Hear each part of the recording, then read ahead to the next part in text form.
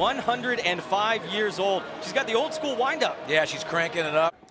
And he waves.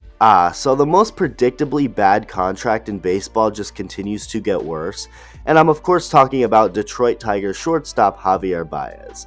Baez has always been a low-on-base, free-swinging hitter at the plate. Sure, he had some good years with the Cubs, but overall, giving him $140 million over 6 years just kind of reeked of desperation on the Tigers' end. Signing Baez was clearly what they hoped would be the start to the end of the franchise's rebuild that has been going on since 2015.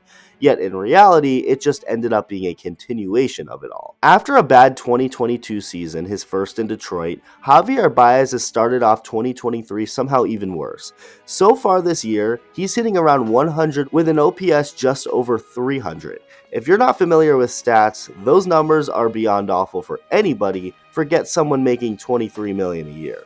Baez has been so bad that he's bringing in a negative value to the Tigers, and that especially makes sense when he makes brain-dead decisions like the ones he's made in Toronto. It all started after Baez, for like the first time all season, actually hit a ball.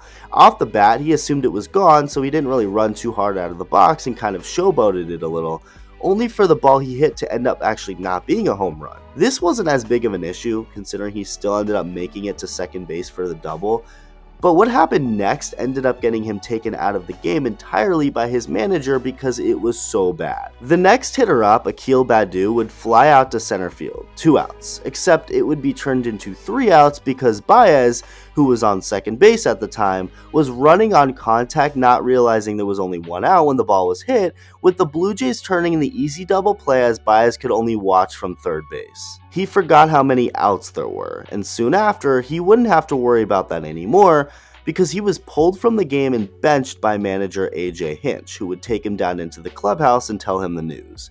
After the game, Baez had some conflicting statements. On one hand, he said that he has no excuses, but before saying that, had an excuse. Quote, "My mind is everywhere right now. I'm just trying to focus on my hitting and my timing. The only reason I lost the count of the outs, it was because I was hitting 6th. I thought I was the 3rd batter in that inning. That's the only reason. Anybody can make a mistake. At this point, the way we're playing and the way I'm playing, it's obviously going to be worse. If I'm hot and I have 7 homers and I make that same mistake, I would have stayed in the game. But I got no excuses." End quote. You have no excuses, but yet again, you made an excuse before saying that.